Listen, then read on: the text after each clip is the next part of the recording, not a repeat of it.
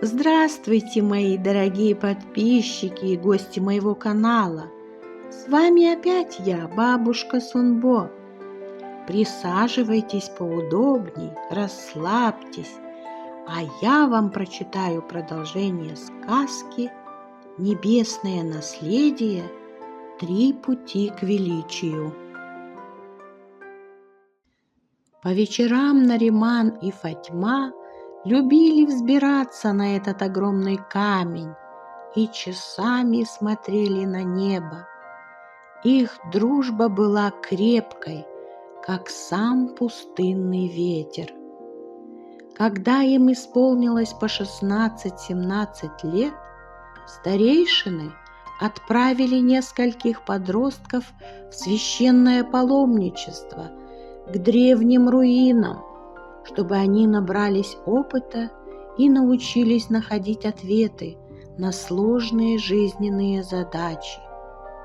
Нариман, Фатьма и еще несколько ребят шли по пустыне уже несколько дней. И вот в самую теплую ночь подростки наконец дошли до древних руин, где ветер пел свои забытые песни, и устроились на ночлег. Нариман не мог уснуть, его жгло внутреннее пламя. Он поднялся и решил прогуляться по руинам. Место рядом с ним было пусто. Там должна была лежать Фатьма.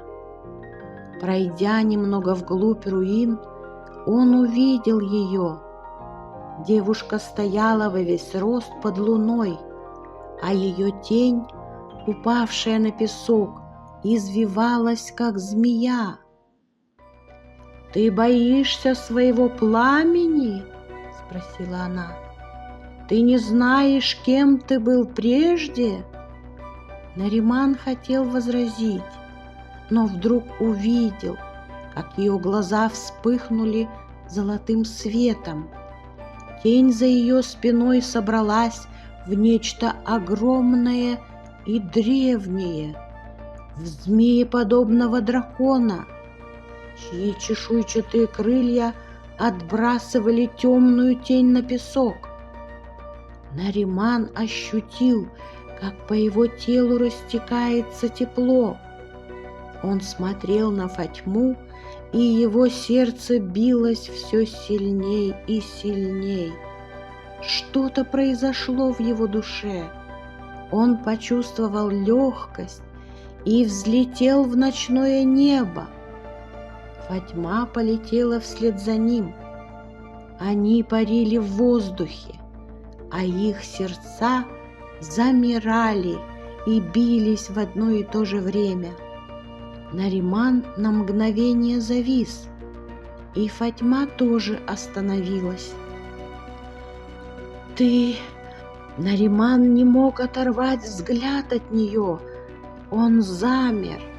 Юноша чувствовал, как его внутренний огонь хочет вырваться наружу. Но Фатьма протянула к нему руки. «Закрой глаза, почувствуй пламя. Оно не твой враг, это твоя сущность, и она часть тебя. Научись управлять ею, как ветер управляет песком». Он закрыл глаза. Внутри него бушевала огненная буря, но он не боролся с ней. Он представил, как его гнев становится костром в ночи, который дарит тепло, а не разрушает. В этот момент ему стало легко и спокойно. Буря перестала в нем ощущаться, и он успокоился. Когда Нариман открыл глаза, уже расцвело. Все лежали кучкой и продолжали спать. Около него лежала Фатьма, повернувшись к нему лицом. Он понял, что ему приснился сон. Юноша посмотрел на девушку, а его сердце забилось слишком сильно. В этот момент Фатьма открыла глаза, и они встретились взглядом. От неожиданности Нариман отпрянул от нее и, поднявшись, отправился вглубь древних руин. «Теперь ты знаешь, теперь ты хозяин своего внутреннего огня», — улыбнувшись, прошептала девушка.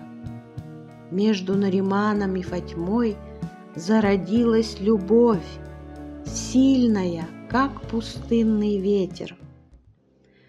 Но однажды пришла беда. Фатьму похитили. Вождь враждебного племени знал о способностях, спрятанных в этой девушке. Он хотел заполучить ее силу, женившись на ней, произвести на свет свое потомство, а после править всей пустыней. Нариман горел от ярости и непреодолимого желания уничтожить все вокруг. Он был зол на несправедливость людского мира, но благодаря своей возлюбленной он понимал, что слепой гнев не оружие. Он должен был думать, искать, бороться не только кулаками, но и разумом.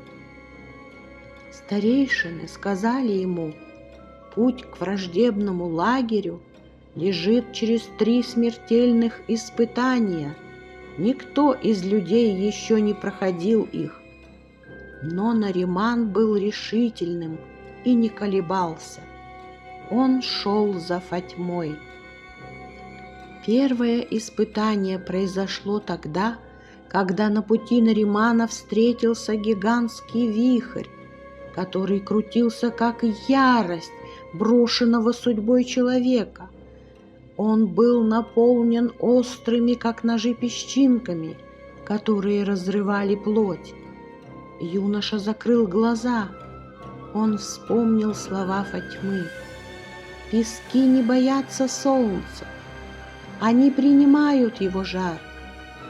Нариман отпустил свой страх, позволил ветру нести его. Вместо того, чтобы бороться с вихрем, он склонился перед ним, и песчаный ураган расступился перед его покорностью, пропуская его дальше. Второе испытание заставило юношу услышать голоса. Они шептали ему ложь. Фатьма добровольно ушла с враждебным племенем. Она согласилась выйти замуж за вождя. Но юноша с детства ненавидел ложь и всегда чувствовал ее. Его сердце было чистым, и он не позволил себе поверить в эту гнусную неправду. «Ты не сломаешь меня! Я верю в нее, как в самого себя!» — сказал он лживой иллюзией, и она исчезла. Последнее испытание ждало юношу впереди. Его вдруг окутало черное пламя, преградило ему путь, и он не мог двигаться дальше. Это пламя несло ему разрушение и гибель всему, что встречалось на пути. Но в отличие от этого черного пламени, Нариман нес собственный огонь, который мог дарить тепло. Юноша сжал кулаки. Он знал, огонь можно победить только другим огнем. Нариман закрыл глаза и позволил своему внутреннему пламени вспыхнуть. Но он не направил его на разрушение. Он сделал черное пламя частью себя, как учила его Фатьма. Его огонь стал золотым. Черное пламя было полностью поглощено небесным драконом. Когда Нариман открыл глаза, он увидел вдали шатры враждебного племени. Юноша быстро преодолел расстояние и ворвался прямо в шатер вождя, где держали Фатьму. «Зачем ты здесь?» произнес вождь. «Я пришел за своей возлюбленной», — ответил он. «Ты опоздал», — злобно усмехнулся вождь. «Завтра она станет моей. Половина свадебного ритуала уже прошла». Нариман посмотрел на Фатьму, которая была одета в свадебные одежды бедуинов и сидела в женской половине шатра среди женщин. Она тоже посмотрела на своего любимого и прошептала: «Он пришел вовремя».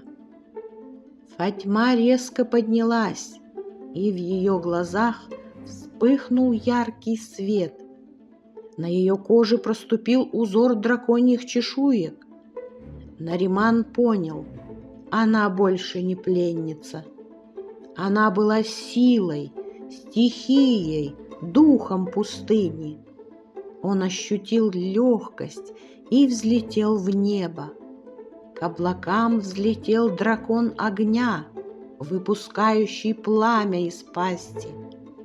Фатьма обернулась в змееподобного дракона и последовала вслед за возлюбленным. Они оба взмыли ввысь и удалились в небесный замок. В пустыне поднялась огромная буря с удвоенной силой. Она перемещала барханы в считанные минуты. Все племя этого злобного вождя было погребено в пески. Нариман и Фатьма прибыли в тронный зал небесного царя дракона небес. С тех пор появилась сказка, которую бедуины рассказывали своим детям про Наримана и Фатьму.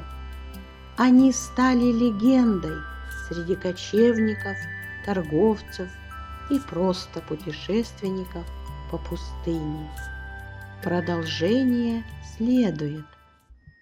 Мои дорогие друзья, я жду вас в следующем ролике. Там вы узнаете, какие испытания ждут среднего сына небесного владыки. А пока подписывайтесь на канал, ставьте лайк, напишите комментарий и приходите еще. Я всегда рада вам.